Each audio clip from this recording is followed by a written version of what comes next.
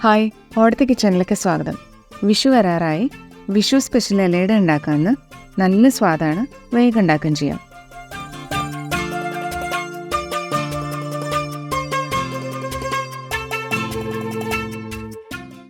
ബൗളിലേക്ക് അരിപ്പൊടി എടുത്തിട്ടുണ്ട്. നമ്മൾ നൈസായിട്ടുള്ള അരിപ്പൊടിയാണ്, ഇടിയപ്പത്തിൻ്റെയൊക്കെ അരിപ്പൊടി. 2 കപ്പ് എടുത്തിട്ടുണ്ട്. അരിപ്പൊടി കൂടാണ്ട് വേണ്ട ഇൻഗ്രീഡിയൻസ് ആണ് ഇതൊക്കെ. ശർക്കര 3/4 കപ്പ് നല്ലോണം എടുത്തിട്ടുണ്ട്. 1 ടേബിൾ സ്പൂൺ നെയ്യ് വേണം. 1.25 കപ്പ് നാളികേരം ചെറുകിയത്, പഞ്ചസാരയും ചേർത്ത് പൊടിച്ച് ഏലക്കായ. അങ്ങനെ ഈ 4 ഇൻഗ്രീഡിയൻസും ആയി. പാൻ ചൂടാക്കിയിട്ട് നെയ്യ് ഒഴിക്കാം. ഒന്ന് ചൂടാവട്ടെ. ശർക്കരപ്പൊടി ചേർക്കാം. നല്ല മധുരമുള്ള ശർക്കരയാണ്, കല്ലൊന്നും ഇല്ലാത്തതാണ്. 1 ടേബിൾ സ്പൂൺ വെള്ളം ഒഴിച്ചിട്ട് ചൂടാക്കാണ്, അപ്പോൾ വേഗം അലിഞ്ഞു വരും. ഇനി നാളികേരം ചേർക്കാം. ശർക്കരയുടെ കൂടെ യോജിച്ച് ഡ്രൈ ആയിട്ട് വരണം.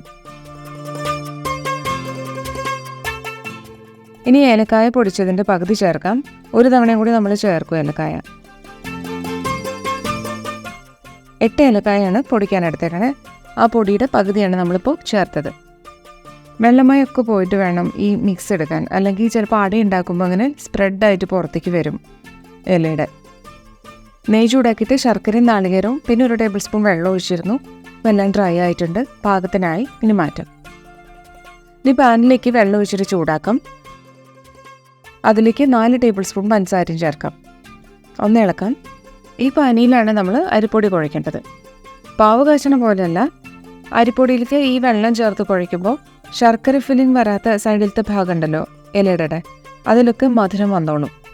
അടയിൽ ഫില്ലിങ് ഇല്ലാത്ത ഭാഗം കഴിക്കുമ്പോൾ പ്രത്യേകിച്ച് സ്വാദ് തോന്നാറില്ല. അത് മാറ്റാൻ വേണ്ടിയിട്ടാണ് നമ്മളിങ്ങനെ ഇത്തിരി ഡിഫറെൻ്റ് ആയിട്ട് ഇങ്ങനെ വെള്ളത്തിൽ മധുരം കൂടി ചേർത്തിട്ട് മാവ് കുഴയ്ക്കാൻ പോണേ.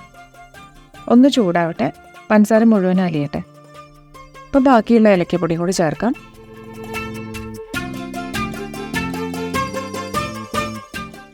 പഞ്ചസാര നല്ലോണം അലിഞ്ഞ് ചേർന്നിട്ടുണ്ട്.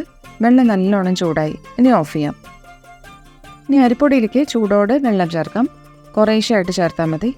ഈ പൊടി നല്ലോണം വെള്ളം അബ്സോർബ് ചെയ്യണതാണ്. അതുകൊണ്ട് 2 കപ്പ് അരിപ്പൊടിക്ക് 3 കപ്പ് വെള്ളമാണ് നമ്മൾ എടുത്തേക്കണേ. ചിലപ്പോൾ കുറച്ച് വ്യത്യാസം വരും, അരിപ്പൊടി എത്രത്തോളം വെള്ളം അബ്സോർബ് ചെയ്യണമെന്നുള്ളതിനനുസരിച്ചിട്ട്. മിക്സ് ചെയ്യണതിൻ്റെ ഒപ്പം വെള്ളം കുറച്ചായിട്ട് ഒഴിച്ചാൽ മാവ് കൂടുതൽ ലൂസായി പോവില്ല. ഇപ്പോൾ ചൂടൊന്ന് കുറഞ്ഞിട്ടുണ്ട്. ഇനി കൈ കൊണ്ട് കുഴച്ചെടുക്കാം. അപ്പോഴേ നല്ലോണം മാവ് സോഫ്റ്റായിട്ട് കിട്ടുള്ളൂ.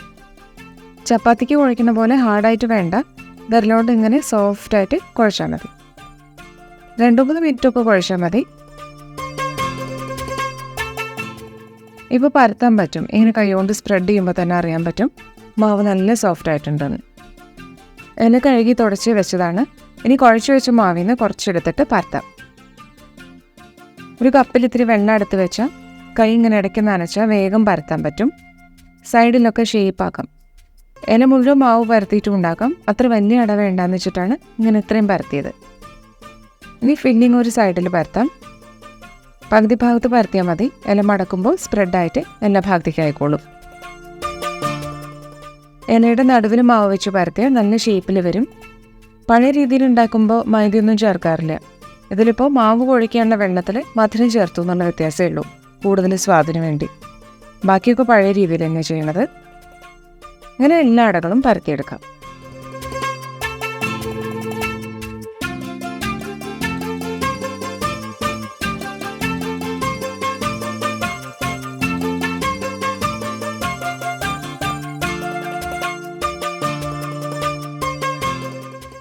ഇപ്പോൾ എല്ലാം ആയി കഴിഞ്ഞു. മാവ് പരത്തി ഫില്ലിങ് വെച്ച് ഇലകൾ മടക്കി. അങ്ങനെ ഇത്ര ഇലയടയായി. ഈ വലുപ്പത്തിൽ 8 അടയാണ് പരത്തിക്കണത്. വെള്ളം തിളച്ചു. ഇനി സ്റ്റീം ചെയ്യാൻ വയ്ക്കാം. പ്ലേറ്റ് വയ്ക്കുമ്പോൾ ആവി തട്ടാണ്ടിരിക്കാൻ ഫ്ലെയിം ഒന്ന് കുറയ്ക്കാം. ഇനി ഹൈ ഫ്ലെയിം ആക്കാം. ഇലയുടെ ഇങ്ങനെ മുകളിലേക്ക് വയ്ക്കാം. അതിൻ്റെ ഇടയിൽ കൂടി ആവി കയറിക്കോളും.